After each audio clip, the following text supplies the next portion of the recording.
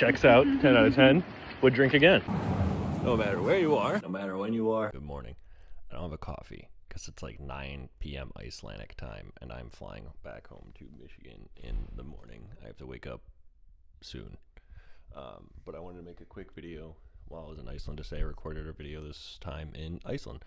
So I'm going to go over some news fairly quickly today. It's all going to be super positive. I don't want to focus on anything too heavy today. I've been enjoying my vacation, and I want to end my vacation on a positive note, which is checking in with you all and sharing some cool stories that I've learned. First up is we see the first 3D printed home being made for sale in Japan, so it's built from soil. Now this is nothing new. They actually started building homes from 3D printing, doing layering like this where there's no seals and no glue being used a few years ago, but it's only really starting to take off like right around now where we're seeing actual foolproof products coming from this. And as we can see, this is one of the first ones to be doing so. Hopefully the idea of getting rid of this concrete that is traditional and this new concrete that's not actually concrete is made from different sustainable resources that are going to be a little bit more cost efficient, but it's about the longevity now. How long are they going to last? Are they going to keep the amount that we need long term for people in their homes? I was really excited to see that we're seeing more progression. I think one of the first ever videos I made on this channel was about,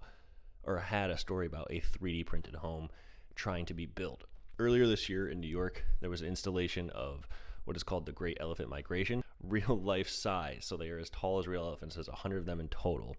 But what I found really interesting is depending on which one you want, as a New Yorker, you could buy these elephants anywhere from $8,000 to $22K. Now, this all goes to the Great Elephant Migration Organization. This is a collective from India that promotes the idea of humans and wildlife coexisting as population grows and land shrinks. So it's a super cool thing that the money is going to, and I wanted to shout that out because of that, because this is something that I wish that was around when I was in New York. Another one I wanted to shout out is a dog who passed away named Finn, who recently got his own statue. Now, the reason Finn got his own statue is in the line of duty. He actually protected his, owner right there by getting in the way of a armed gunman.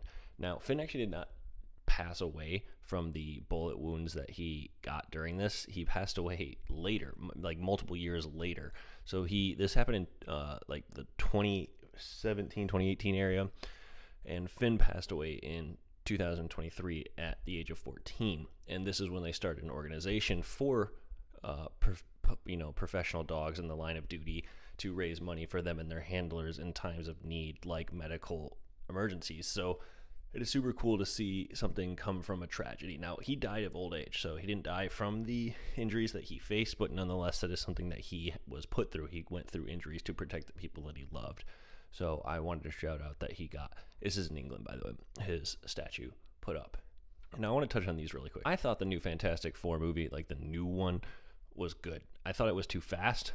I think it jumps you right in the middle of the story. But I thought the characters were decent. The Thing needed a lot more attention. I definitely think the story moved fast, very rapid. But I did like it. I think this should be a 4. I think the 3.9 is a little weak. I think it should be a 4. Boy, oh boy, am I excited for this. If you don't know, Doctor Doom is my favorite. Superman, I want to come back to this. This deserves to be a 4.8. This movie's great. It's also super fast. And I think that rating is crud. I think these people right here, these 1 stars, are haters. Anyone who gave this movie a 1 star is out of their mind. I mean, look, 4, 3, and 2, very low. 5, very large. 1, why is it that high? Now, this is the last thing we're going to do. I didn't look at these. Cut food into even pieces. I can agree with that. Spread food out. I can agree with that. Use cover. Okay, I use wet paper towel. It's disgusting. Some people have a phobia of wet paper, but I dampen a little bit of paper towel and I lay it over something. If it has cheese, it allows the cheese to melt a lot more. Some people have those plastic containers that they'll put over their food that has ventilation so it heats up quicker and uses the heat inside of the actual cover to quicker cook or reheat the food. Those are fine. What else we got? Separate different food items.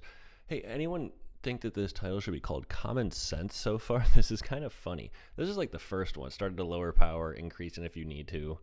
Stir food or flip food. Let it rest. This was the worst article I've ever seen in my life. This is basic common sense. Now, if you didn't, if you're growing up in a tougher area, you might not have, older people above you explaining how to do these everyday tasks. That would be the only reason this article is good. Yeah, do all those things.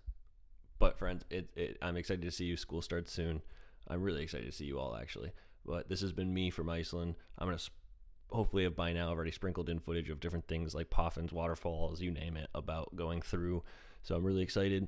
I'm hoping you're having a great summer. I'm really excited to get back in the classroom. With that being said, friends, until next time,